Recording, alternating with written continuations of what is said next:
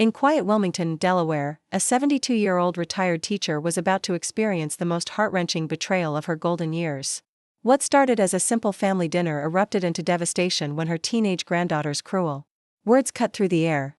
Eleanor Mitchell wasn't just any grandmother. For 8 years, she had lovingly given over $120,000 in gifts, college funds, and family support. When Madeline hissed that she embarrassed them in front of everyone, Eleanor had no idea this moment would shatter everything. Her dignified departure would lead to consequences that exposed the toxic reality of entitlement and forever changed their family dynamic. Before we jump back in, tell us where you're tuning in from, and if this story touches you, make sure you're subscribed, because tomorrow, I've saved something extra special for you. The crystal vase slipped from Madeline's grasp, shattering across Eleanor's meticulously polished hardwood floor. At 17, she possessed that particular teenage ability to transform any peaceful family gathering into a scene of chaos, and this Sunday dinner was proving no exception. "It's just a stupid vase," Madeline muttered, barely glancing at the fragments of the anniversary gift Eleanor had received from her late husband Richard. Eleanor Mitchell, 72 and increasingly aware that her patience was wearing thin, knelt down carefully to gather the larger crystal pieces. Her knees protested, a daily reminder that her body wasn't built for cleaning up after careless teenagers anymore. "Sweetheart, that vase was special to me. Your grandfather gave it to me on our 40th anniversary," Eleanor said gently, trying to keep her voice steady despite the ache spreading through her chest. But Madeline was already scrolling through her phone, completely disengaged from the destruction she'd caused. "Whatever, Grandma. It's just stuff." 14-year-old Jacob looked up from his own device with an expression that communicated embarrassment, not for his sister's behavior, but seemingly for Eleanor herself. He'd been increasingly distant during these mandatory Sunday dinners, treating his grandmother with the cool detachment teenagers typically reserved for outdated technology. Eleanor felt that familiar tightness in her chest, the same sensation she'd experienced countless times over the past few years whenever family tension threatened to overwhelm her carefully maintained composure. She'd been hosting these dinners faithfully since Richard passed away 8 years ago, a tradition she clung to as family connections seemed increasingly frayed by technology and busy schedules. The dining room around her reflected her dedication to maintaining connections. The table was set with her best china, not the everyday dishes but the special ones she brought out to make these gatherings feel important. A roast she'd spent hours preparing sat cooling on the table, barely touched by her grandchildren who had complained it wasn't as good as takeout. Photos of happier times lined the walls, smiling faces that bore little resemblance to the disinterested teenagers currently occupying her home. Eleanor's daughter Catherine arrived from the kitchen, wine glass in hand, her eyes immediately assessing the scene with irritation. "Mom, what happened now?" The question carried an accusation, as if Eleanor had orchestrated the broken vase herself to create drama. The pattern was depressingly familiar, anything that went wrong in Catherine's presence somehow became Eleanor's fault. "Just an accident," Eleanor said, rising from her knees with effort. "The crystal vase broke." "The anniversary one?" Catherine's voice held a flicker of recognition before transitioning smoothly to dismissal. "Well, it was probably too fragile to keep around anyway with teenagers in the house." Eleanor felt something shift inside her chest, some essential support beam that had been holding up years of patient tolerance simply gave way. The vase had survived 47 years in her care, only to be destroyed in seconds and dismissed as too fragile rather than the children being too careless. Catherine moved to the dining room table, picking at the roast with disinterest. "Mom, you really should consider updating your cooking.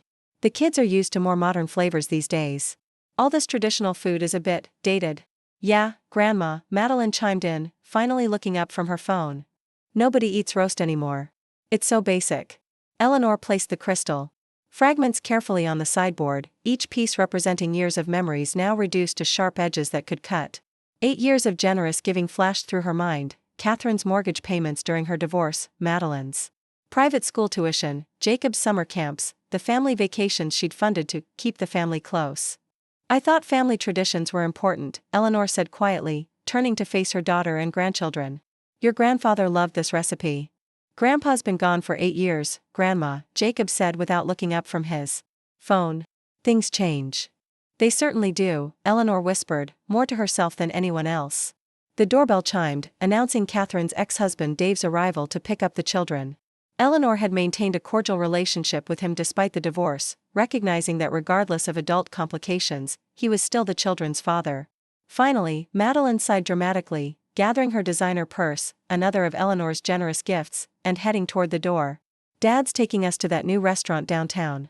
They have actual good food. The casual cruelty landed like a physical blow.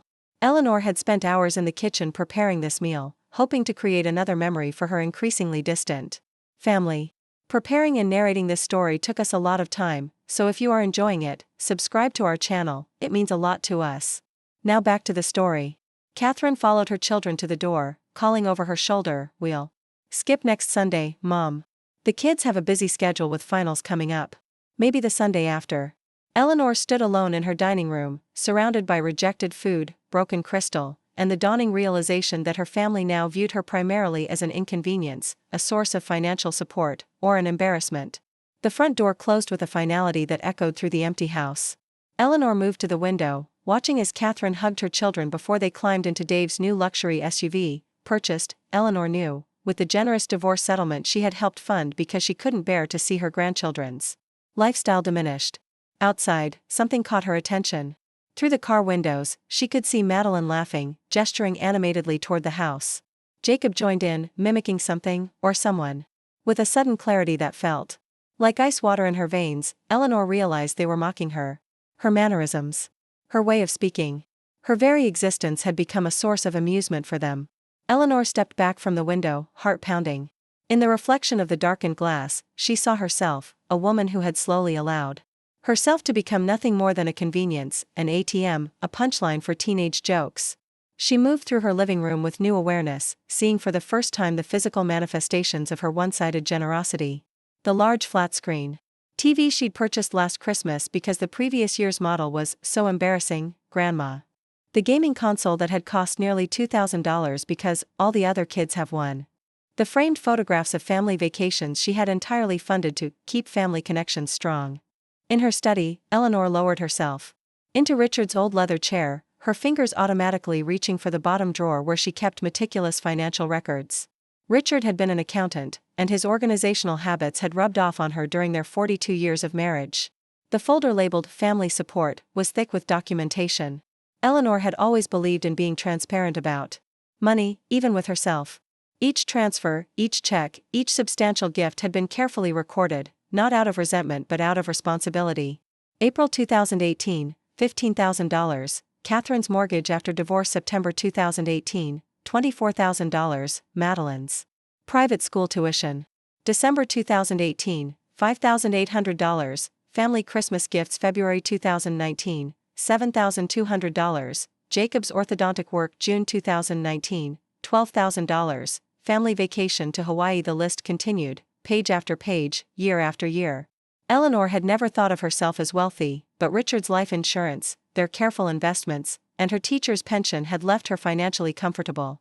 Comfortable enough to help her family maintain the lifestyle they had grown accustomed to, even when Catherine's divorce had cut their household income significantly. $118,756. 42, the final number glowed from her calculator's display as she totaled 8 years of giving. Nearly $120,000 transferred from her retirement security to her family's wants and perceived needs.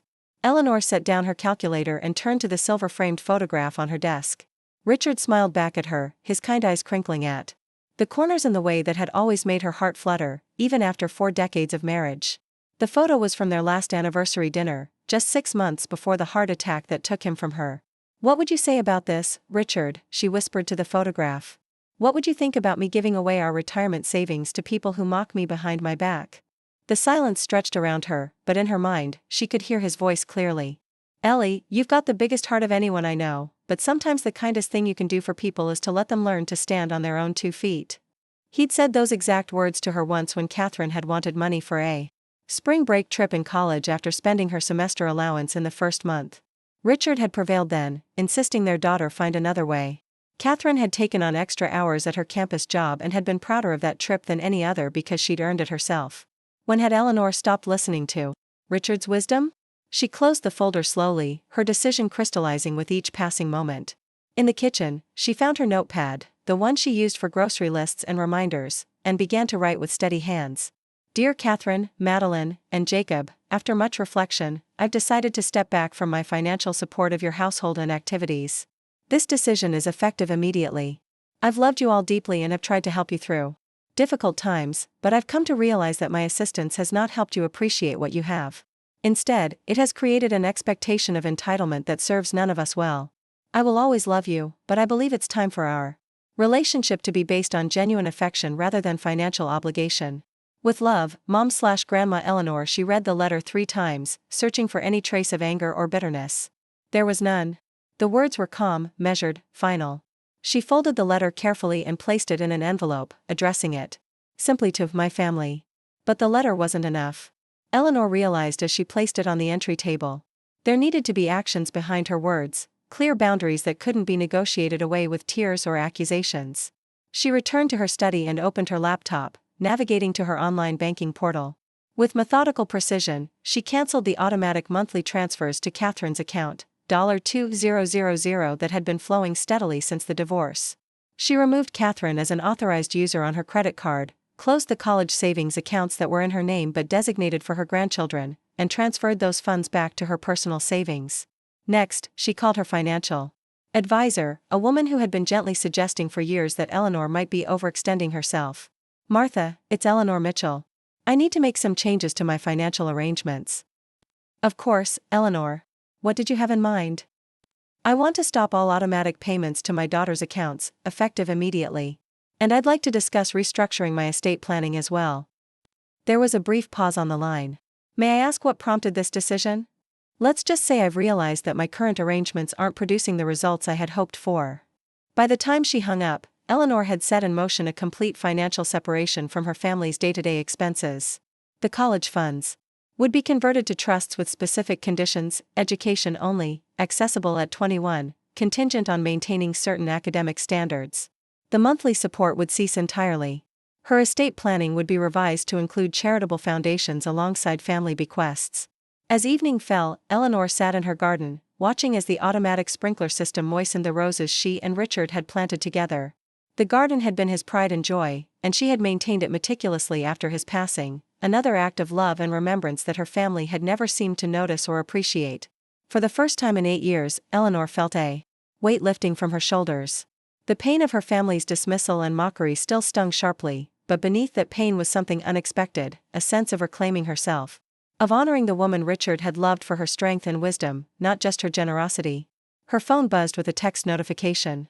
Catherine's name flashed on the screen. Mom, Madeline needs new dance shoes for her recital next week. Can you transfer $180 to my account? Thanks. No, please. No recognition that she was asking for money. Just the expectation that Eleanor would comply, as she always had. Eleanor set the phone aside without responding and returned her gaze to Richard's roses, blooming despite neglect, resilient in the face of changing seasons. Tomorrow would bring consequences she couldn't predict, reactions she couldn't control. There would be anger, accusations, perhaps even temporary estrangement. But tonight, for the first time since Richard's death, Eleanor felt like the woman he had fallen in love with 50 years ago in a small Delaware town, independent, dignified, and nobody's fool. The letter sat untouched on Eleanor's entry table. For exactly 16 hours and 23 minutes. She'd placed it there before going to bed, its cream-colored envelope catching the moonlight that streamed through her front window. In the morning, she'd awaken with the strange sensation that the world had shifted slightly on its axis while she slept. For the first time in 3 years, she'd slept through the night without waking at 3 a.m. to worry about Catherine's latest financial crisis or Madeline's expensive taste in clothes or Jacob's ever-increasing list of activities that somehow always required new equipment or fees. The letter seemed to pulse with potential energy as she sipped her morning coffee, real coffee from freshly ground beans, not the budget brand she'd switched to in order to maintain her monthly transfers to Catherine's account. She'd forgotten how much better the real thing tasted. At precisely 10:15 a.m., her doorbell rang.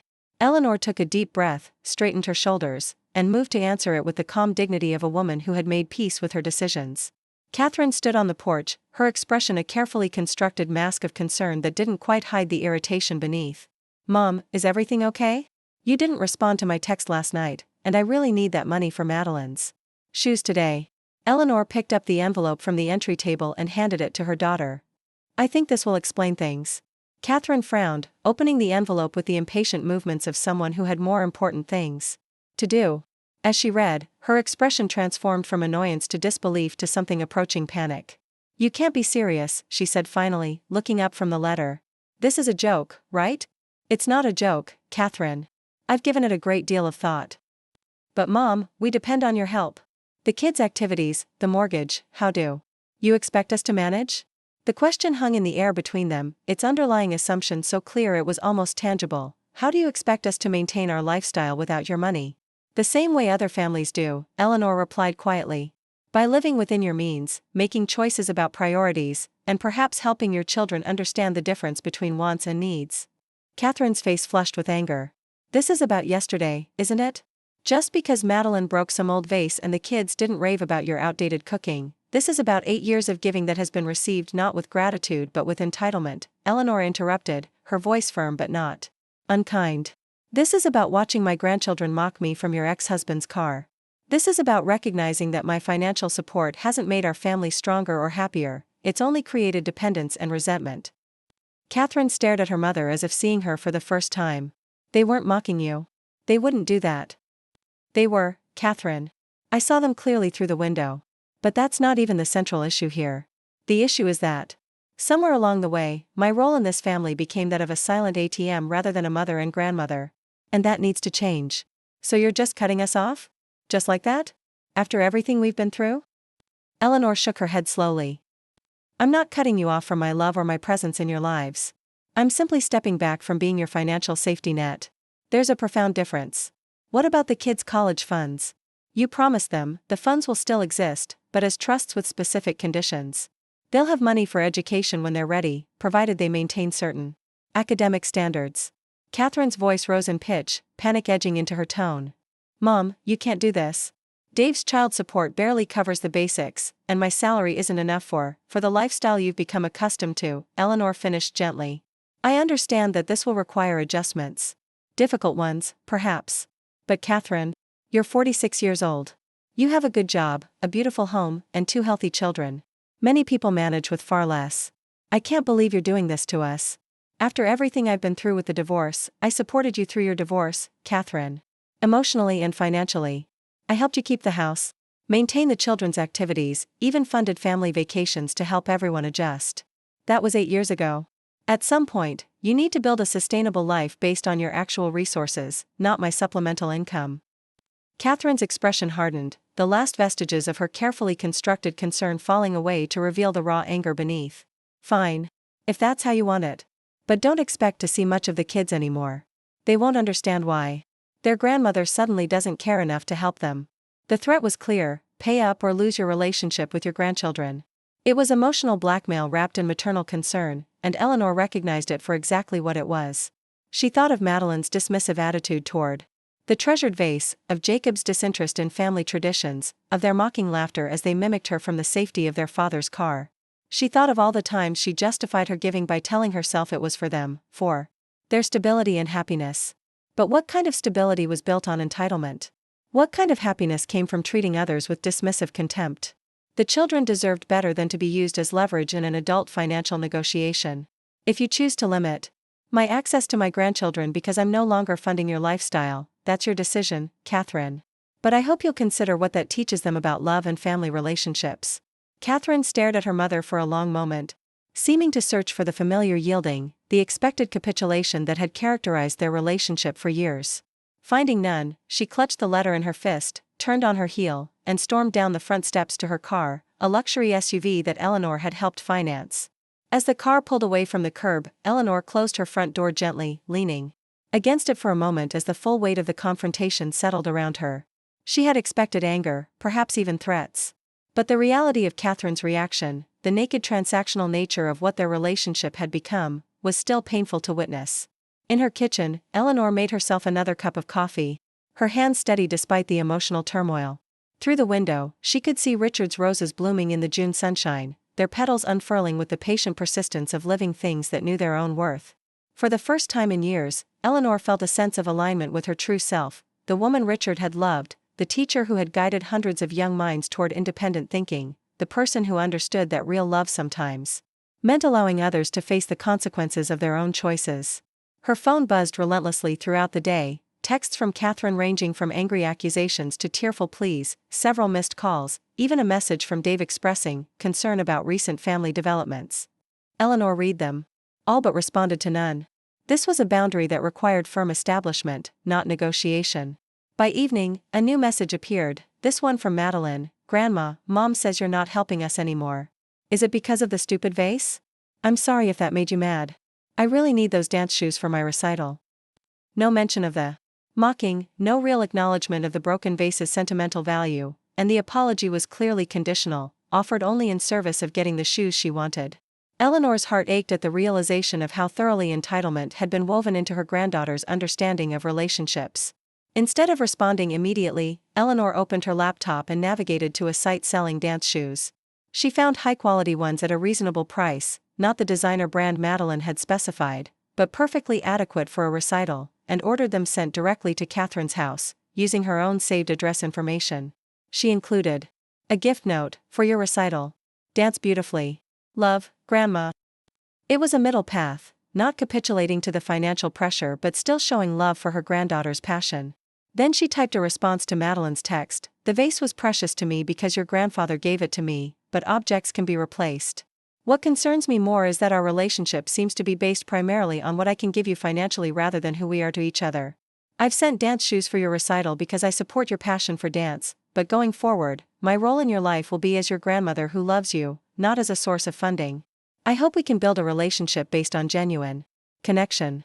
She pressed send before she could second-guess herself, then silenced her phone and moved to her garden.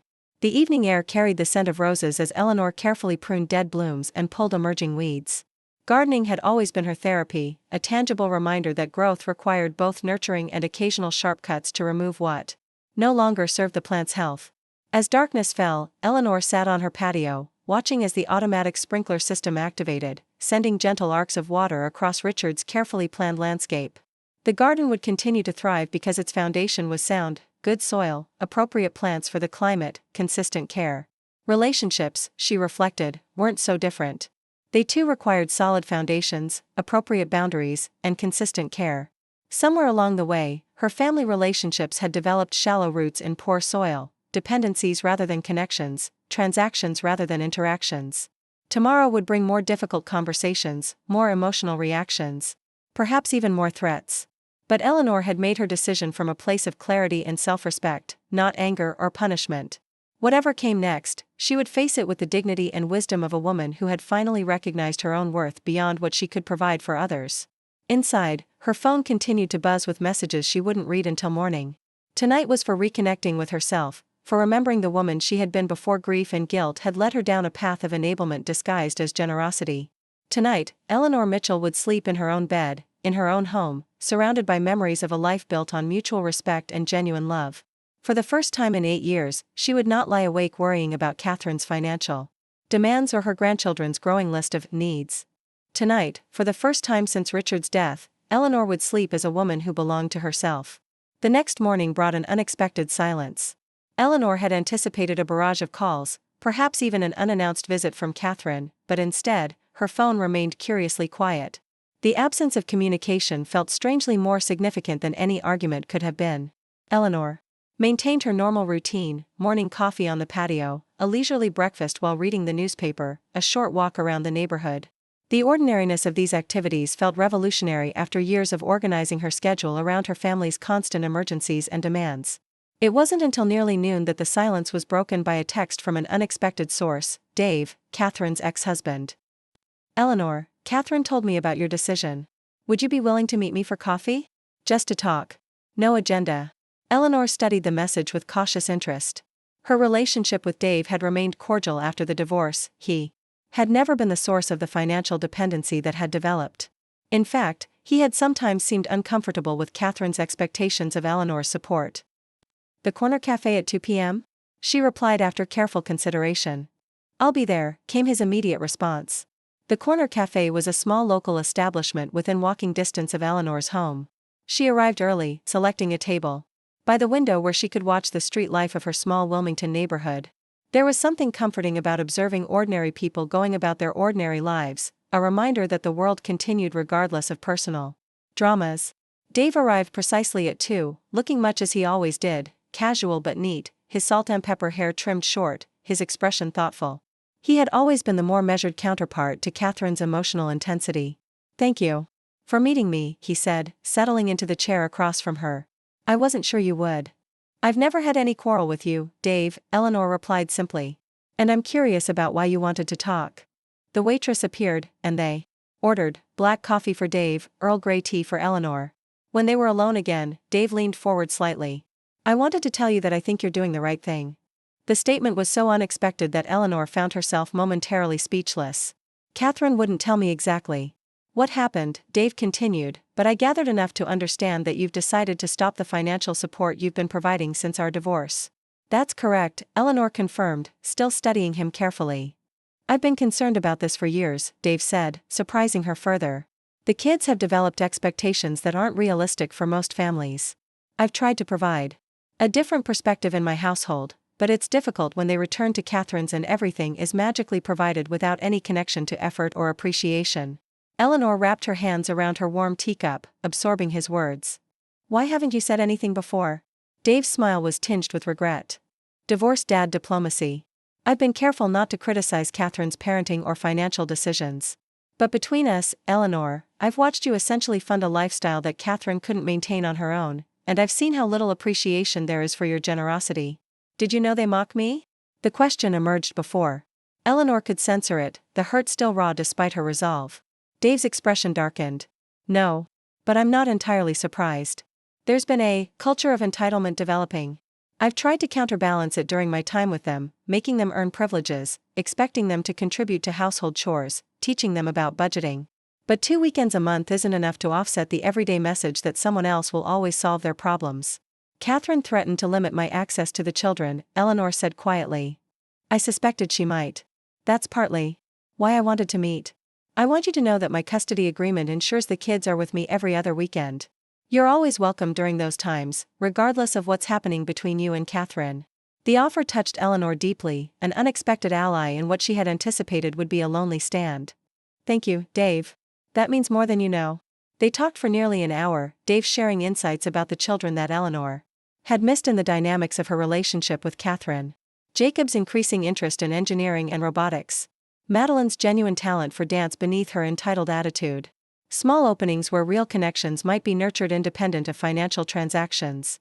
As they prepared to leave, Dave hesitated. There's something else you should know. Catherine has been struggling financially for years, more than she's let on. The lifestyle she maintains, it's not just your support that's financing it. There's significant credit card debt, a second mortgage on the house. Your decision may force some difficult realities to the surface. Eleanor absorbed this information with a mix of concern and resignation. I can't continue enabling destructive patterns, even if the short-term consequences are painful. I know, Dave said simply. And for what it's worth, I think Richard would be proud of you for taking this stand. The mention of her late husband's name, from someone who had known him well, brought unexpected tears to Eleanor's eyes. Thank you for that.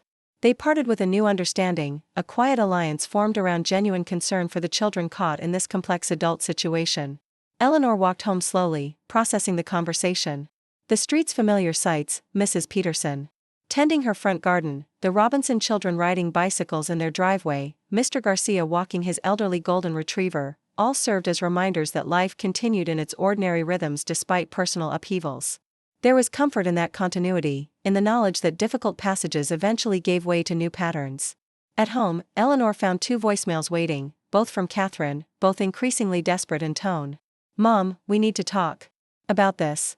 Call me back. Mom, this is serious. The mortgage is due next week, and I don't have enough to cover it without your help. Please call me. Eleanor listened to both without responding immediately. This was the moment of truth, the first real financial consequence of her decision. Catherine's mortgage payment had been a monthly transfer from Eleanor's account for so long that it had become an unquestioned arrangement rather than the extraordinary support it actually represented. Instead of calling Catherine, Eleanor sat at her desk and opened her laptop. With methodical precision, she located and reviewed Catherine's mortgage details, information she had because she'd been making the payments. The house was worth significantly more than what was owed on it. Even with the second mortgage Dave had mentioned, there was substantial equity. Eleanor then researched housing options in Catherine's area, apartments, smaller homes, townhouses that would be within Catherine's actual budget. She compiled the information, printed it out, and placed it in a folder along with a note. Catherine, I understand this is a difficult transition. Here are some options that might help you align your housing costs with your actual income. Some of these places are quite nice and would be perfectly adequate for your needs. This information is offered with love, not judgment. Mom, she sealed the folder in an envelope, drove to Catherine's house, and left it in the mailbox rather than confronting her daughter directly. This wasn't about punishment or witnessing Catherine's distress, it was about encouraging independent problem solving. The response came within hours, a scathing text message accusing Eleanor of being cruel, uncaring, and deliberately trying to humiliate Catherine by suggesting she live in some shabby apartment. The message ended with, "If you won't help with the mortgage, at least send money for Madeline's dance competition fees. They're due Friday." Eleanor read the message twice, noting how quickly Catherine had pivoted from the mortgage crisis to yet another financial demand. The pattern was so ingrained that Catherine couldn't even maintain focus on the primary financial threat before introducing a new one. Instead of engaging with the angry text, Eleanor composed a calm email. "Dear Catherine, I understand this is a stressful time as you adjust to managing without my financial support. I recognize that some difficult decisions may be ahead regarding housing and activities. These are precisely the kinds of decisions most adults must make regularly based on their actual income. Regarding Madeline's dance competition, I believe it's important for her to understand that activities have costs associated with them, and those costs must fit within the family budget.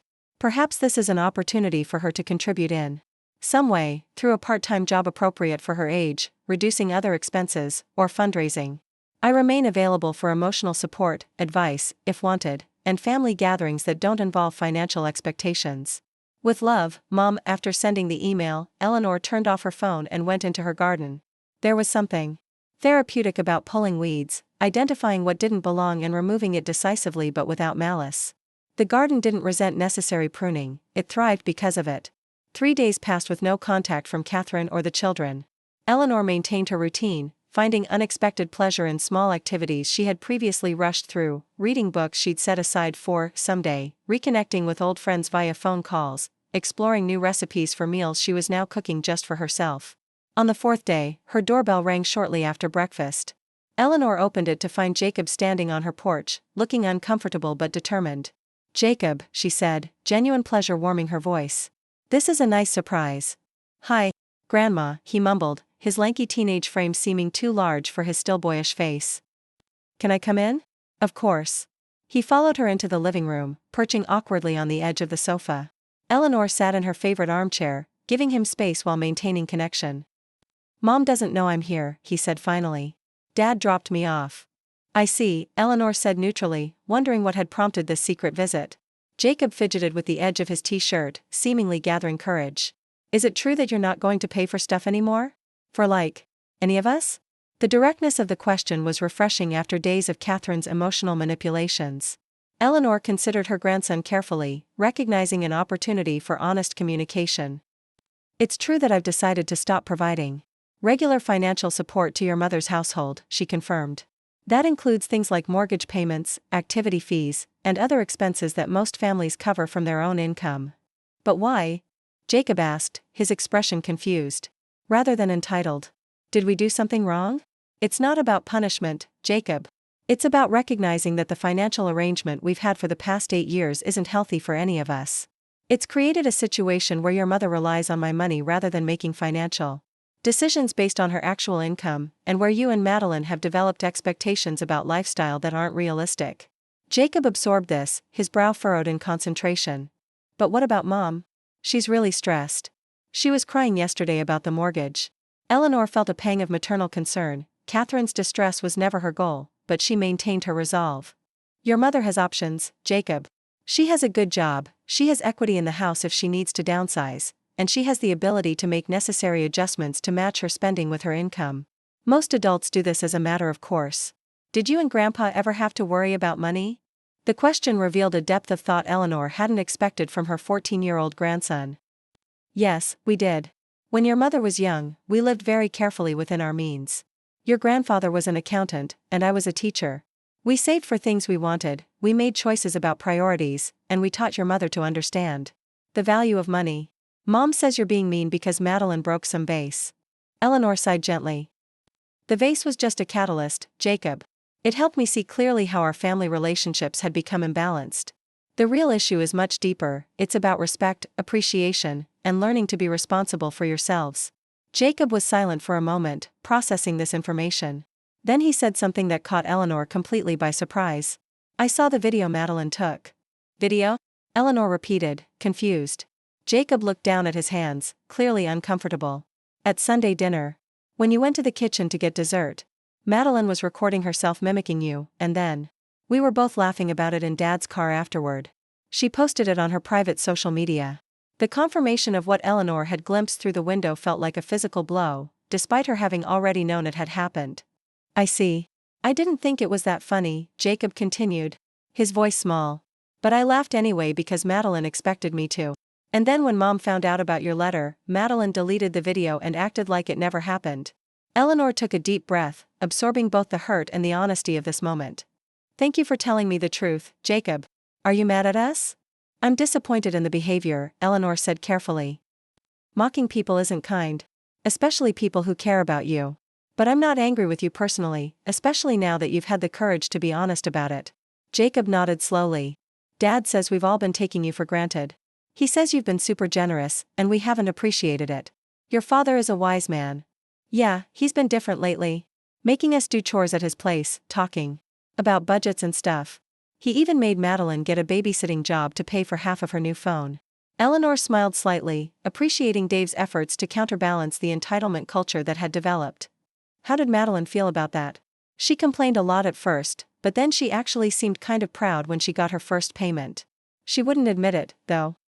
This small insight into her granddaughter gave Eleanor hope that beneath the entitled exterior, there might be a young woman capable of finding satisfaction in earning her own way. "Jacob, would you like to stay for lunch? I was planning to make sandwiches." His face brightened. "Can I help?"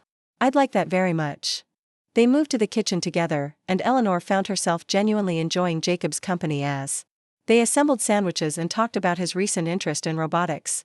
The conversation flowed naturally, touching on his school projects, friends, and a book series they both enjoyed, all topics that had been overshadowed in recent years by the constant undercurrent of financial transactions and material acquisitions. As they ate, Jacob said suddenly, "This is nice. Just talking and stuff. We don't do this very much." "No," Eleanor agreed softly. "We don't. But we could." After lunch, Dave texted that he was on his way to pick up Jacob. Before leaving, the boy hesitated at the door. "Grandma, will you still come to my science fair next month? I'm building a robot that can solve simple mazes." "I wouldn't miss it for the world," Eleanor assured him, touched by the invitation that involved her presence rather than her wallet. After Jacob left, Eleanor felt a renewed sense of purpose.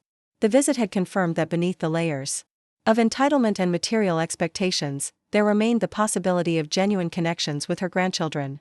It might take time, it would certainly require consistency, but the foundation was there to be rebuilt. Her phone rang late that afternoon. "Catherine again." Eleanor answered with calm readiness. "Hello, Catherine. Jacob told me he visited you today," Catherine said without preamble, her voice tight with controlled anger. "Behind my back. He came to ask some honest questions, and we had a good conversation," Eleanor replied evenly. "Then we made lunch together. You had no right to discuss our financial situation with my child. He asked direct questions, Catherine, and I gave him age-appropriate, honest answers. I think you'll find that teenagers appreciate honesty more than evasion.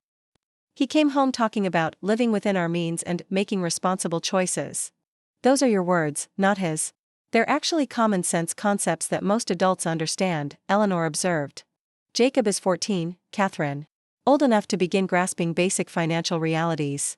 The line went silent for a moment before Catherine spoke again, her voice suddenly vulnerable beneath the anger. "The bank called about the mortgage. They're not willing to work with me without the full payment." It was the opening Eleanor had been waiting for, a moment of genuine financial reality rather than manipulative demands. "What are you considering as options?" Another pause. "I don't know. I can't lose the house. The kids have their friends here, their schools. There are many nice places to live in this area that would be within your actual budget," Eleanor said gently. "Change is difficult, but children are resilient when adults handle transitions with honesty and optimism. You really aren't going to help, are you?" Catherine's voice wavered between disbelief and resignation. "Not financially, no. But I'm here to support you emotionally through whatever decisions you make. I'm here to maintain a relationship with you and the children that isn't based on my checkbook. I'm here to love you, Catherine, not to fund you. The conversation ended shortly after, with no resolution but perhaps a small crack in Catherine's defensive wall, a first acknowledgement that Eleanor's decision might actually be final. That evening, as Eleanor tended her garden in the golden light of early summer, she reflected on the day's interactions. Jacob's visit had been unexpected but heartening. Catherine's call, while still fraught with emotional manipulation, had contained the first hint of acceptance that change might be necessary. The path forward wouldn't be smooth or straight. There would be more angry calls, more attempts to breach her boundaries, more emotional weather to navigate. But Eleanor felt more certain than ever that she was doing the right thing, not just for herself, but ultimately for her family as well. As darkness fell, the automatic sprinklers activated, their gentle rhythm a reminder that consistent care, properly applied, allowed for growth and beauty to emerge. Eleanor watched as water droplets caught the last light of day, transforming into momentary diamonds before sinking into the soil to nourish roots unseen but essential. Some lessons, she reflected, could only be learned through experience, through the natural consequences of one's own choices. It was a truth she had temporarily forgotten in her grief after Richard's death, but one she was reclaiming now, not with bitterness but with the quiet wisdom of a woman who understood that real love sometimes required allowing others to find their own way, even when the path was difficult. 2 weeks passed with minimal contact from Catherine. Eleanor maintained her daily routines, finding unexpected joy in reclaiming her time and rediscovering interests that had been set aside during years of catering to her family's constant demands. She joined a book club at the local library, reconnected with former teaching colleagues for monthly lunches, and even signed up for a watercolor painting class she'd been eyeing for years. The independence felt simultaneously foreign and familiar, like returning to a childhood home and finding it both changed and exactly as remembered. There were moments of doubt, of course. Late at night, Eleanor sometimes found herself wondering if she'd been too harsh, too sudden in her withdrawal of support. But then she would remember Jacob's revelation about the mocking video, or Catherine's immediate pivot from mortgage crisis to dance competition fees, and her resolve would strengthen. On a warm Tuesday morning, Eleanor was carefully placing watercolor brushes into her bag for her class when the doorbell rang. She wasn't expecting visitors, and a quick glance at her watch confirmed she'd need to leave soon to arrive on time. Still, she moved to answer it, curiosity overriding her schedule. Madeline stood on the porch, her usual confidence notably absent. The girl shifted her weight from one foot to another, clutching a small gift bag in her hands. "Madeline," Eleanor said, genuine surprise in her voice. "This is unexpected." "Hi, Grandma," her granddaughter replied, uncharacteristically subdued. "Can I come in? Just for a minute?" "Of course." Eleanor stepped aside, noting the absence of Catherine or any other adult. "Did you come alone?" "Dad dropped me off on his way to work," Madeline explained, entering the familiar living room with the caution of someone no longer certain of their welcome. "I told him I needed to talk to you." Eleanor gestured toward the sofa. "I have a watercolor class starting soon, but I certainly have time for you. Would you like something to drink?" Madeline shook her head, perching on the edge of the sofa much as Jacob had during his visit. The similarity between the siblings in this moment of uncertainty was striking.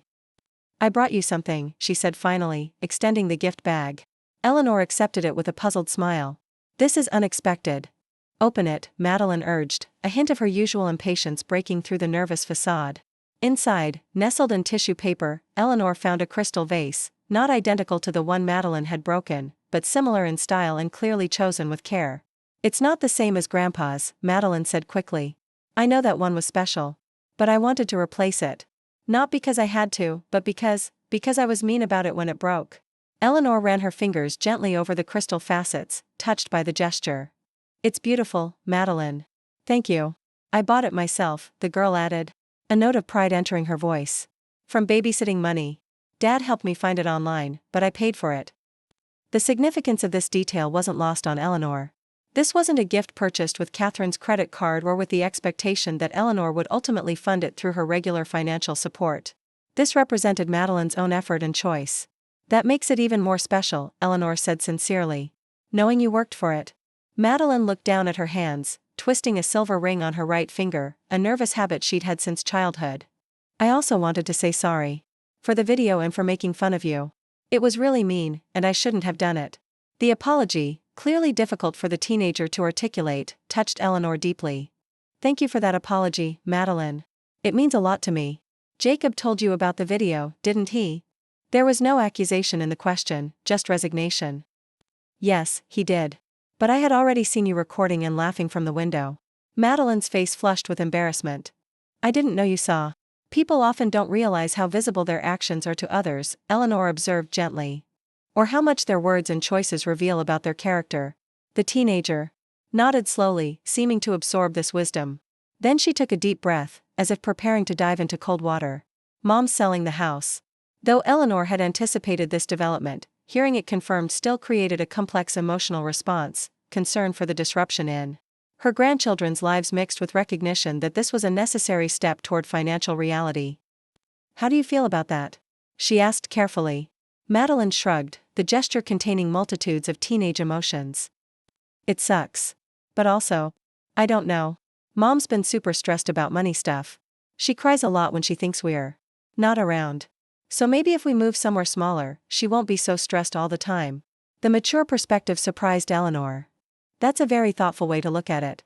Dad says change is hard but sometimes necessary, Madeline recited, clearly quoting her father directly. Then, in her own voice, he's been talking to us a lot about budgets and stuff lately. Like, a lot. It's kind of annoying, but also, it makes sense. Eleanor smiled, mentally thanking Dave for his consistent efforts to instill financial awareness in his children. Your father is a wise man. He says you were right to stop giving us money. Madeline's direct gaze held a challenge, as if testing Eleanor's reaction. This isn't about being right or wrong, Eleanor clarified. It's about recognizing that the arrangement we had wasn't healthy for any of us in the long run. Because we were taking advantage of you? The bluntness of the question was pure teenage forthrightness, and Eleanor appreciated it far more than Catherine's emotional manipulations. Because relationships shouldn't be based primarily on financial transactions, she explained. And because learning to live within your actual means is an important life skill that everyone needs to develop. Madeline considered this, her expression thoughtful. Mom says you're being cruel and punishing us because I broke your vase. What do you think? Eleanor countered gently. The question seemed to surprise Madeline, as if adults rarely asked for her perspective on complex situations. I think maybe you got tired of us only calling when we needed something. The insight, so simple and yet so profound, coming from a 17-year-old, brought unexpected tears to Eleanor's eyes. That's very perceptive, Madeline. I'm sorry about that too, the girl said softly. For only caring about what you could buy us. Thank you. Eleanor reached across the space between them and squeezed her granddaughter's hand briefly. That means a great deal to me. Madeline glanced at the delicate watch on her wrist, another of Eleanor's past gifts. I should probably go. You have your class, and Dad's coming back to get me. Before you go, Eleanor said, an idea forming. Would you be interested in coming to my watercolor class with me today? They welcome drop-in students, and I'd be happy to cover the fee. The offer hung between them, not a large financial gesture like in the past, but a small, specific invitation to shared experience rather than material acquisition. Madeline's face brightened with genuine interest. Really? I used to love painting in middle school, before dance took over everything. I remember, Eleanor said warmly. You were quite talented. I'd like that, Madeline decided, a smile transforming her face into something younger and less guarded. But I can pay the drop-in fee. I still have some babysitting money left. Eleanor recognized the importance of this assertion of independence. Wonderful. We can drive together. The watercolor class became an unexpected turning point in their relationship. Sitting side by side at easels, focusing on creating rather than consuming, they discovered a connection that had nothing to do with money or material things. Madeline revealed a natural artistic talent that had been overshadowed by her focus on dance and social status. Eleanor found herself enjoying her granddaughter's company in a way she hadn't for years, appreciating her humor, her observations, her genuine enthusiasm for learning something new. When Dave picked them up afterward, both proudly displaying their finished paintings, Eleanor invited him in for coffee. The three sat in her kitchen, the conversation flowing naturally around Madeline's artistic rediscovery, Dave's work projects, and Eleanor's other new activities. You seem different, Eleanor, Dave observed as Madeline excused herself to use the bathroom. Happier, somehow. I am, she realized, the truth of it settling comfortably around her shoulders. I've reclaimed parts of myself that got lost somewhere along the way. It suits you.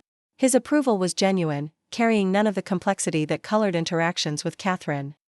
And I think it's good for the kids to see you this way, as a person with your own interests in life, not just as a source of support. When they left, Madeline hugged Eleanor spontaneously, the first genuine physical affection she'd offered in years. Thanks for today, Grandma. Can we do it again sometime?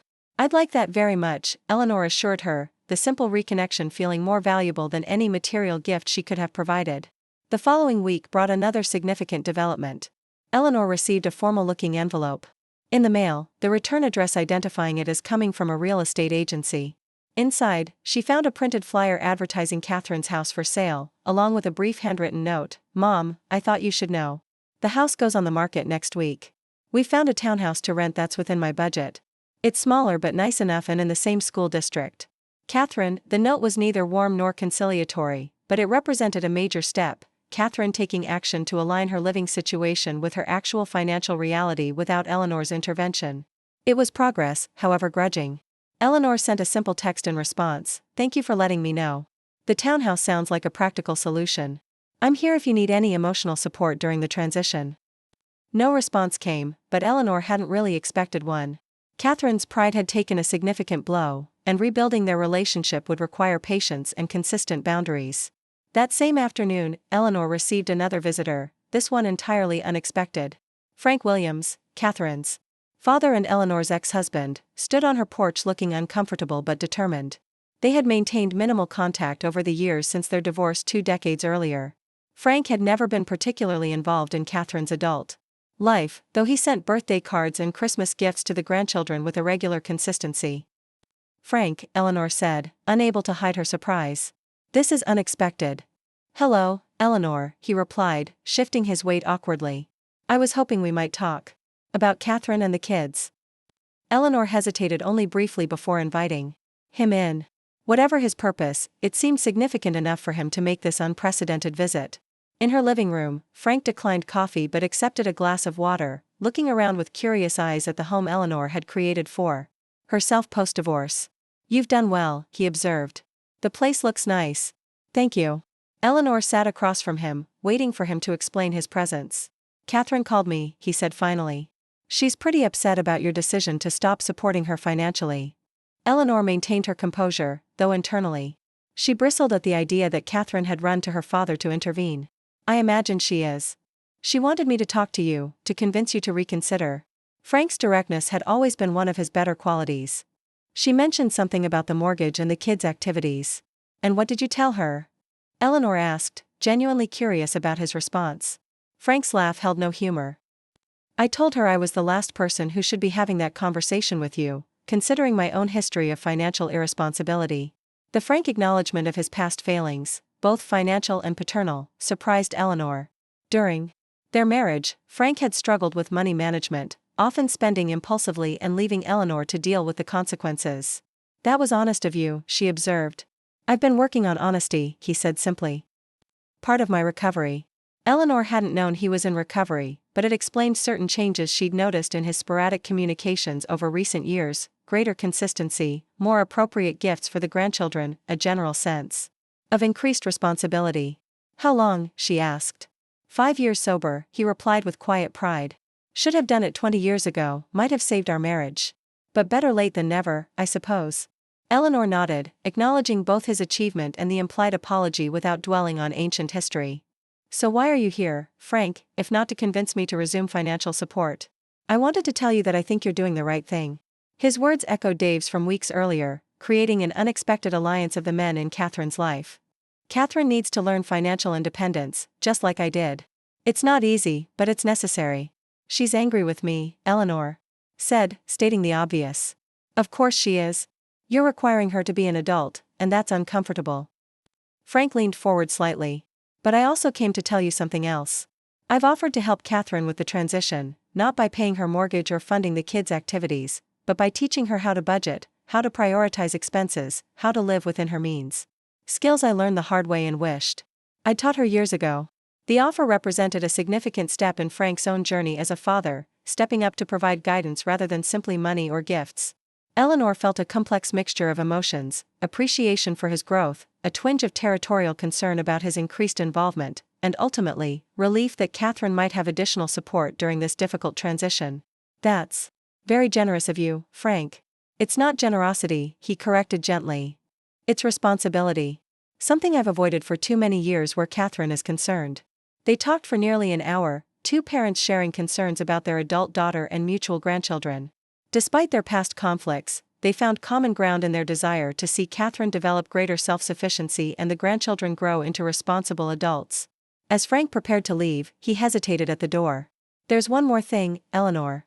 I want to thank you for being the stable parent all these years. For providing Catherine and the grandkids with consistency and support that I didn't. I know.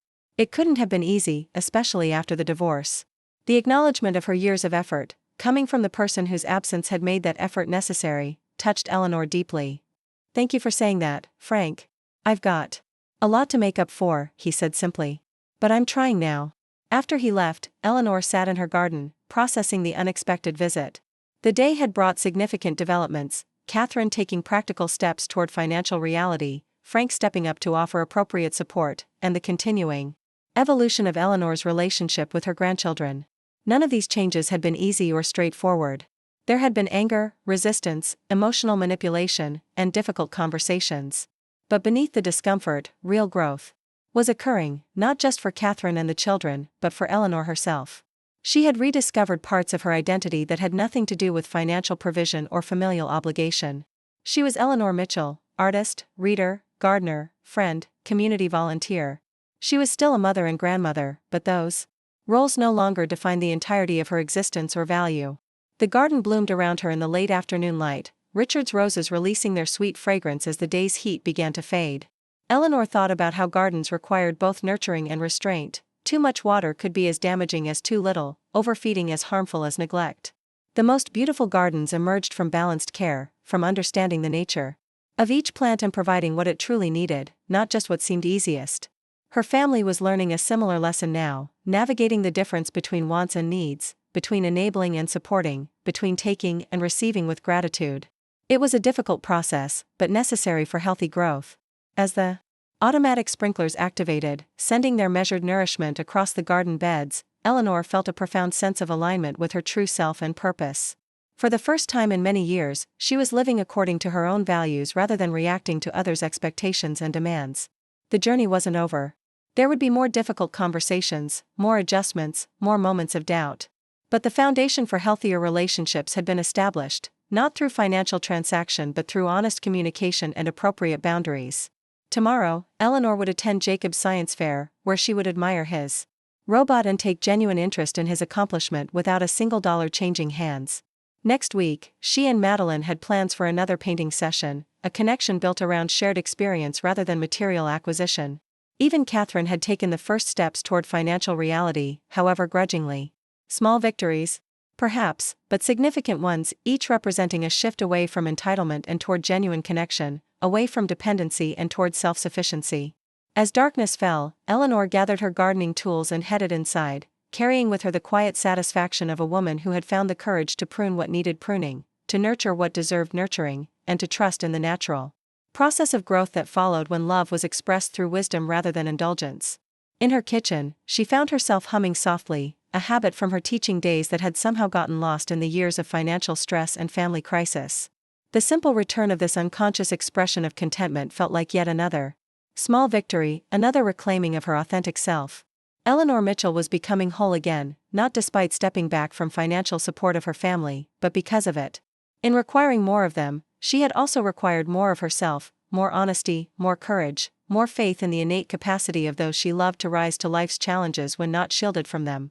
It wasn't the path she had expected to walk in her 70s, but it was proving to be exactly the journey she needed, one that led not away from her family, but toward more authentic connections with them, one difficult step at a time. The moving truck arrived on a crisp September morning, its diesel engine rumbling through the quiet suburban street like a harbinger of change. Eleanor watched from her car, parked discreetly across from Catherine's house, close enough to observe but far enough away to avoid seeming intrusive. She hadn't been invited to help with the move, but something had drawn her here anyway, some maternal instinct to witness the significant transition in her daughter's life, even from a distance. Workers in matching company shirts carried furniture and labeled boxes from the house Eleanor had helped maintain for 8 years. Catherine appeared occasionally in the doorway, directing traffic with the harried efficiency of someone managing a crisis rather than a planned relocation. The children were nowhere to be seen. At school, Eleanor assumed, or perhaps with Dave, spared the emotional weight of watching their childhood home being dismantled. As Eleanor prepared to drive away, satisfied that the process was proceeding as well as could be expected. Her phone buzzed with an incoming text. She expected it to be from her book club, confirming their meeting later that afternoon. Instead, she saw Catherine's name on the screen. "I know you're across the street. Would you like to come in? Could use your organizational skills with the kitchen packing." The message caught Eleanor completely by surprise. There was no anger in the words, no emotional manipulation, just a simple acknowledgement of her presence and a straightforward request for practical help. It represented the first voluntary communication from Catherine that wasn't focused on financial demands or emotional accusations. "Be right over," Eleanor replied, her heart beating a little faster as she pulled into the driveway. The house that had once showcased Catherine's aspirational lifestyle now stood half empty, the remaining furniture looking oddly out of place without its usual surrounding context. Catherine met her at the door, looking exhausted but surprisingly composed. "Thanks for coming," she said simply, leading the way to the kitchen where cabinets stood open, their contents partially packed in boxes of various sizes. "I thought I was prepared, but there's so much more stuff than I realized." "Moving has a way of revealing that," Eleanor agreed, keeping her tone neutral and practical. "Where would you like me to start?" They worked side by side for the next 3 hours, methodically sorting, wrapping, and packing the accumulated kitchenware of Catherine's adult life. The activity provided a natural buffer for conversation, allowing them to communicate without the direct confrontation that had characterized their recent interactions. "The townhouse has much less storage," Catherine commented as she wrapped a rarely used punch bowl in newspaper. "I'm trying to decide what's actually worth taking." "It's a good opportunity to reassess what you truly need," Eleanor observed, carefully packing glasses in a specialized box. "I found that process valuable after your father left." The reference to the divorce, a topic they rarely discussed directly, hung in the air for a moment before Catherine responded. "Dad's been helping me with the budget for the new place. Did you know he's actually good with money now?" Apparently sobriety came with financial responsibility. "He mentioned he's in recovery when he visited me," Eleanor confirmed. 5 years sober. Catherine paused in her wrapping. "He visited you? When?" "A few weeks ago. He wanted to tell me he thought my decision to stop financial support was appropriate, and that he planned to help you learn budgeting skills." A complex expression crossed Catherine's face: surprise, irritation, and perhaps a reluctant appreciation. "He's been different lately. More present. Not just with money advice, but actually showing up for the kids in ways he never did. For me. People can change," Eleanor said simply, "when they're ready to do the work." They continued packing in companionable silence for a while, the rhythmic rustling of newspaper and occasional clink of dishes creating a domestic soundtrack to their tentative reconciliation. "I was angry with you," Catherine said finally, not looking up from the plate she was wrapping. "Furious, actually. I felt abandoned all over again, just like when Dad left." Eleanor considered her response carefully. "I understand why it felt that way to you. But there's a fundamental difference between abandonment and establishing healthy boundaries. I know that now." The admission seemed to cost Catherine something in pride, but she continued. "The therapist I've been seeing helped me see the distinction. I started going because of the stress of the move, but we've been talking about patterns. Family patterns." The revelation that Catherine had sought therapy voluntarily, not as a condition of reconciliation or external pressure, touched Eleanor deeply. It represented a significant step toward self-awareness and responsibility. "I'm glad you have that support," she said sincerely. "Therapy helped me tremendously after your father left." Catherine nodded, reaching for another plate. "The therapist asked me some hard questions about entitlement and expectations. About using the kids as emotional leverage. About why I thought my mother should fund my lifestyle indefinitely." The direct acknowledgement of tactics Eleanor had recognized, but Catherine had never previously admitted to using, created a moment of profound honesty between them. "And what did you tell her?" Eleanor asked gently. "That it was easier than admitting I'd been living beyond my means for years. That I was terrified of disappointing the kids by giving them less than their friends had. That somewhere along the way, I started believing I deserved your financial support rather than appreciating it as the extraordinary generosity it was." Catherine finally looked up, meeting her mother's eyes directly. "I told her I was wrong." The words hung in the air between them, not a full apology, but an acknowledgement of reality that represented more genuine progress than any emotional plea could have. "The new place is nice," Catherine continued after a moment. "Smaller, obviously, but well maintained. The kids will share a bathroom instead of having their own, and there's no space for Madeline's dance practice, but we'll adapt." "Children Are remarkably resilient when adults approach change with the right attitude, Eleanor observed, sealing a box of mugs with packing tape. That's what Dave keeps saying. He's been really supportive through all of this, actually. Better than I expected, considering our history. The conversation flowed more easily after that, focusing on practical aspects of the move and the new townhouse. They avoided the more emotionally charged topics of Eleanor's decision or the financial consequences still unfolding, but the simple act of working together toward a common goal felt like a significant step toward healing. When the kitchen was finally packed, Catherine offered Eleanor a glass of water, the refrigerator and most dishes having already been boxed up, and they sat at the counter that had witnessed so many family dinners and discussions over the years. Jacob's science fair project won first place, Catherine said, a hint of maternal pride breaking through her exhaustion. His robot solved the maze in record time. I know, Eleanor replied with a smile. I was there. He's remarkably talented. With engineering concepts. Surprise flickered across Catherine's face. You were there? He didn't mention that. He invited me weeks ago. I wouldn't have missed it. Eleanor kept her tone matter-of-fact, avoiding any implication of criticism. For Catherine's unawareness of her presence at the event. And Madeline mentioned you two have been painting together? Watercolors, yes. She has a natural eye for composition. We're taking a more advanced class together next month. Catherine shook her head slowly, a rueful smile touching her lips. They've adapted to all of this better than I have, haven't they? Finding ways to connect with you that don't involve money. They're young, Eleanor said kindly. Less entrenched in patterns, more open to new possibilities. While I've been sulking and blaming you for our financial problems.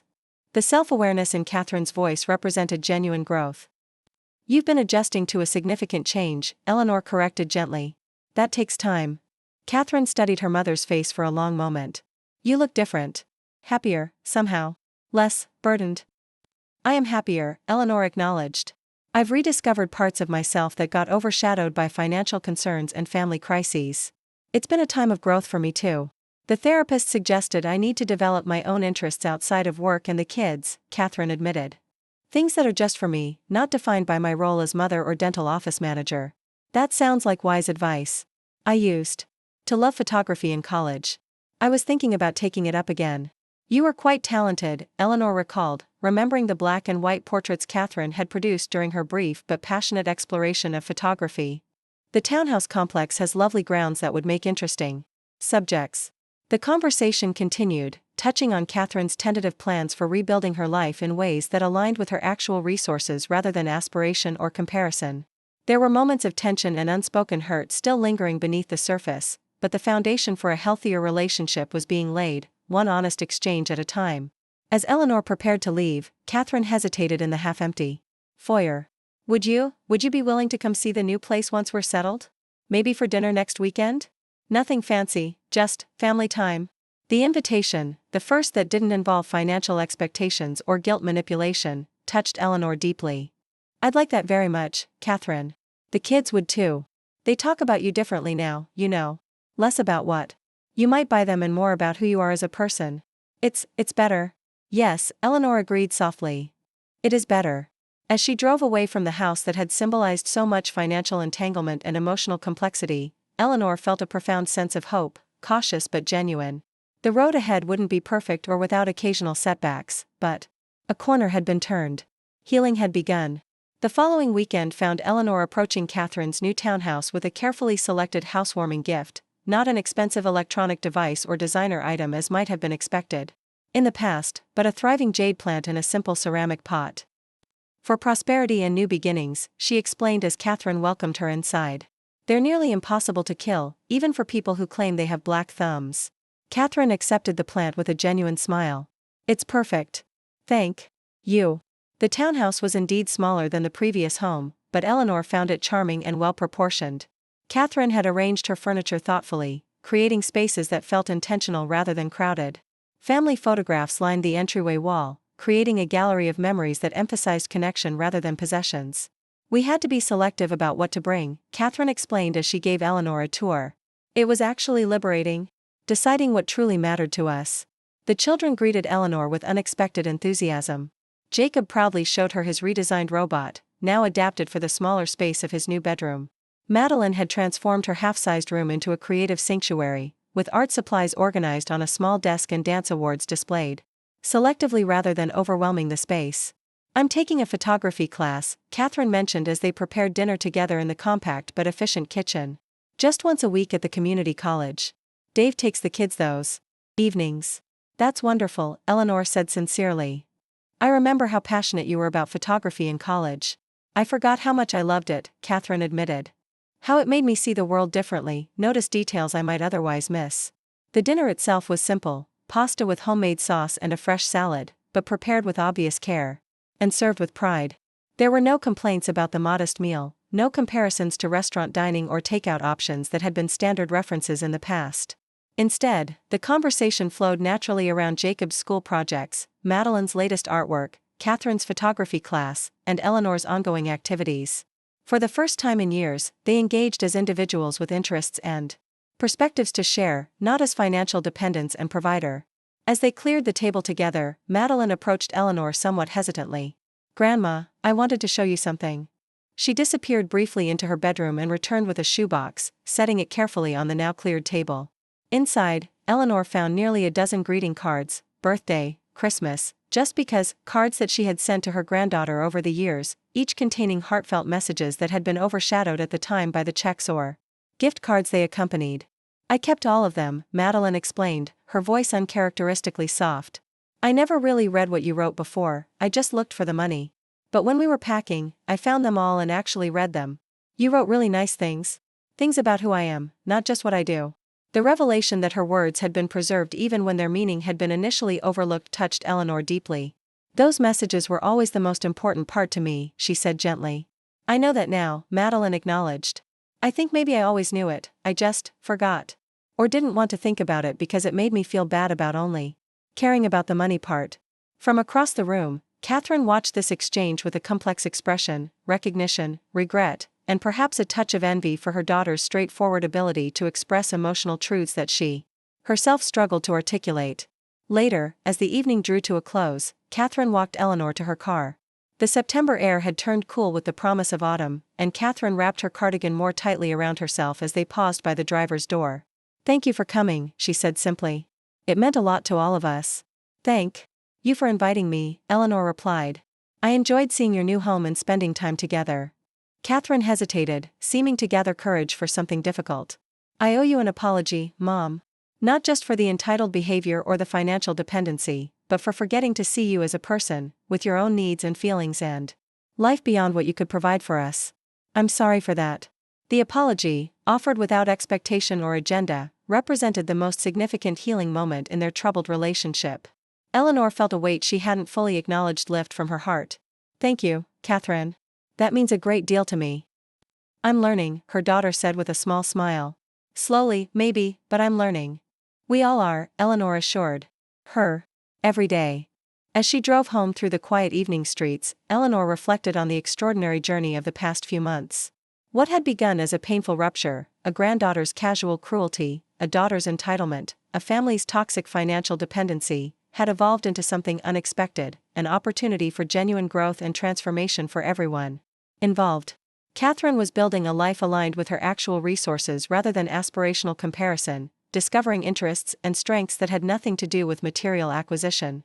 The children were developing appreciation for experiences over possessions, for connection over transaction. And Eleanor herself had reclaimed her identity beyond the role of financial provider, rediscovering passions and forming relationships based on genuine interest rather than obligation. None of it had been easy. There had been anger, accusations, emotional manipulation, and painful confrontations along the way. The journey wasn't complete. There would be more challenging conversations, more financial adjustments, more moments of backsliding into old patterns that would require gentle but firm correction. But the foundation had been established for something better, something healthier, something more authentically connected than what had existed before. It had taken courage to walk away from toxic patterns, to reclaim gifts given without appreciation, to demand respect rather than accepting exploitation disguised as family obligation. At home, Eleanor sat in her garden as twilight deepened around her. Richard's roses continued their autumn blooming, their resilience a testament to proper care and attention. The automatic sprinklers activated, their gentle rhythm a reminder of systems working as designed, providing necessary nourishment without excess or waste. On her phone, a text message appeared from Catherine. Thank you again for tonight. Planning simple family game night next Friday if you'd like to join us. No gifts needed, just your presence. Eleanor smiled at the deliberate clarification, a small acknowledgement of past patterns and current growth. I'd love to, she replied. I'll bring dessert. The jade plant she had kept for herself, twin to Catherine's housewarming gift, sat on her kitchen windowsill, its plump leaves catching the last light of day. Symbol of prosperity, of new beginnings, of growth that came not from excess but from just the right balance of care and independence. Eleanor Mitchell had walked away from a family dynamic that diminished her to merely what she could provide.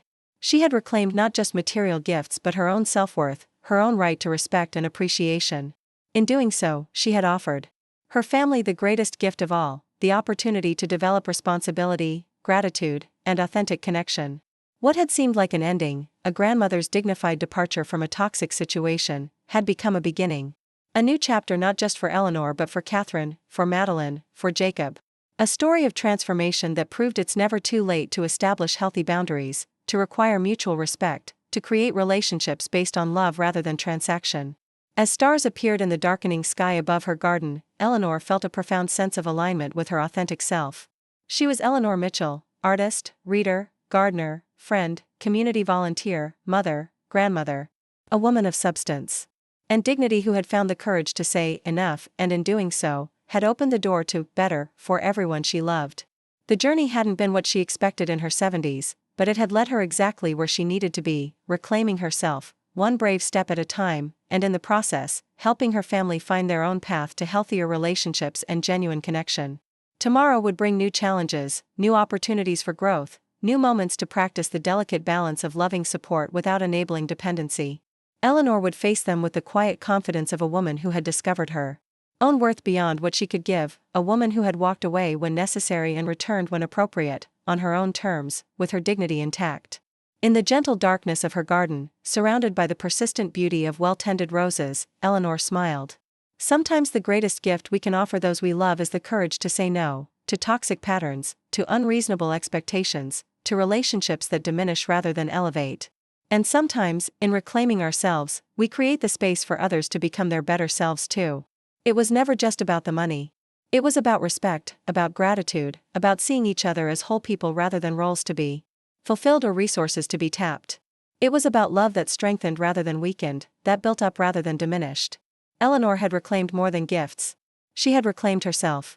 And in doing so, she had offered her family the chance to discover what truly mattered, not what could be bought or given, but what could be built together through mutual respect, genuine appreciation, and the courage to grow beyond comfortable but toxic patterns into something authentic and enduring. The greatest gift, Eleanor realized as she finally went inside her peaceful home, had been the willingness to walk away when necessary. And the greatest reward had been finding her way back, not to what was, but to what could be when love was expressed through wisdom rather than indulgence, through boundaries rather than blank checks, through seeing each other clearly rather than through the distorting lens of financial transaction. She was Eleanor Mitchell, nobody's ATM, nobody's doormat, nobody's fool. She was a woman of substance and dignity who had found the courage to demand respect and in doing so, had helped her entire family discover a better way to love. The first anniversary of Eleanor's decision arrived with the crisp beauty of early autumn. 1 year since that fateful Sunday dinner when Madeline had shattered the crystal vase and Eleanor had discovered the mocking video. 1 year since she had reclaimed her financial independence and set in motion changes that had transformed her entire family. Eleanor marked the day quietly, with no fanfare or explicit acknowledgement to the others. She spent the morning in her garden, preparing the roses for their winter dormancy with the same careful attention she now applied to all her relationships, providing necessary support while allowing natural processes to unfold at their own pace. In the afternoon, she attended her weekly volunteer session at the Wilmington Senior Center, where she had begun teaching a popular class on financial wisdom for the golden years. What had started as a small discussion group had evolved into a structured program helping other seniors navigate everything from budget management to recognizing financial exploitation by family members. The most difficult thing, she told her class of 12 attentive seniors, is learning to distinguish between genuine need and entitled expectation. Love doesn't mean saying yes to every financial request. Sometimes, the most loving response is setting a clear boundary. Heads nodded in understanding. Many of her students had experienced similar dynamics with adult children or grandchildren, the subtle transformation of generosity into expectation, of occasional support into dependency.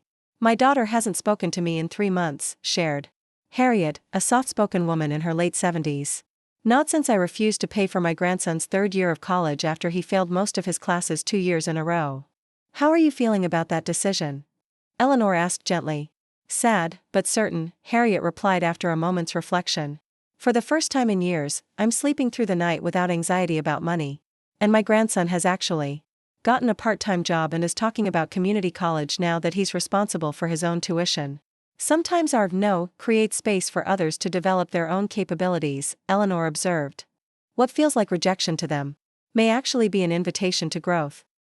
After class, Eleanor checked her phone to find a text message from Catherine. Family dinner tonight at our place? Dad's coming too. We have some news to share.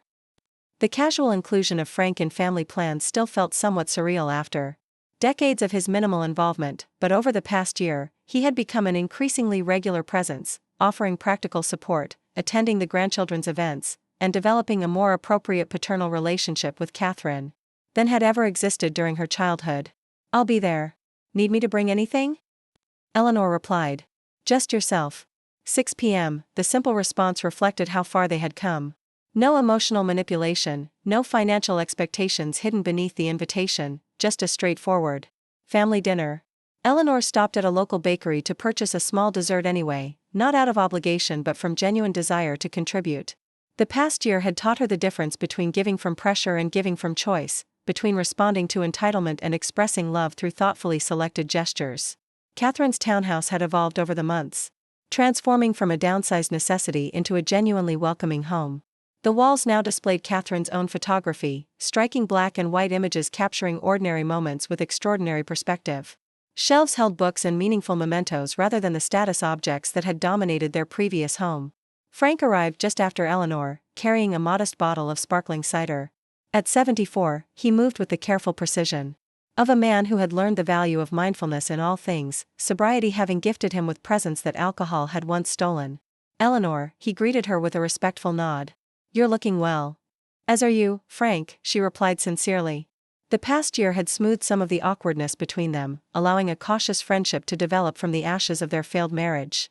Jacob, now 15 and in the midst of a growth spurt that had him nearly at Eleanor's height, emerged from his room with a complex-looking robotic assembly. Grandma, can I show you what I've been working on? It's for the state engineering competition. I'd love to see it, Eleanor replied warmly, following him to the dining table where he had established a makeshift workspace. As Jacob enthusiastically explained his creation, a robot designed to assist elderly individuals with household tasks, Eleanor marveled at the transformation in her grandson. The disengaged teenager who had once barely looked up from his phone had become passionate, articulate, and genuinely engaged with creating something of value rather than simply consuming what others produced. Madeline appeared from the kitchen, her hair pulled back in a practical ponytail rather than the elaborate style she had once insisted required expensive salon visits. At 18, she carried herself with a newfound confidence that came from accomplishment rather than acquisition. Grandma, did Mom tell you? I got accepted to state with a partial scholarship for visual arts. Between that, my savings from the barista job, and the trust fund you set up, I should be able to manage the tuition without loans. That's wonderful news, Madeline. I'm so proud of you. The pride Eleanor felt went beyond academic achievement. It encompassed the maturity her granddaughter had developed in approaching her education as a financial responsibility to be managed thoughtfully rather than an entitlement to be funded by others. Catherine called them to dinner, and they gathered around the table, a simpler one than in their previous home, but somehow more conducive to genuine connection. The meal itself reflected Catherine's evolving approach to life: homemade lasagna that required time and care rather than money, fresh salad from the community garden she had joined, and bread she had learned to bake in a cooking class she now attended weekly. Before we start, Catherine said, once everyone was seated, we wanted to share our news. She exchanged glances with Frank, who nodded encouragingly. Dad and I have been working on a project together, and we're ready to launch it next month. What kind of project? Eleanor asked, genuinely curious about this unexpected collaboration. A financial literacy program for families, Frank explained, his voice carrying the quiet confidence of a man who had learned difficult lessons and wished to spare others the same pain. Combining Catherine's photography with workbooks I've developed based on my recovery journey and experience rebuilding my financial life. Up next, you've got 2 more standout stories right on your screen. If this one hit the mark, you won't want to pass these up. Just click and check them out. And don't forget to subscribe and turn on the notification bell, so you don't miss any upload from us.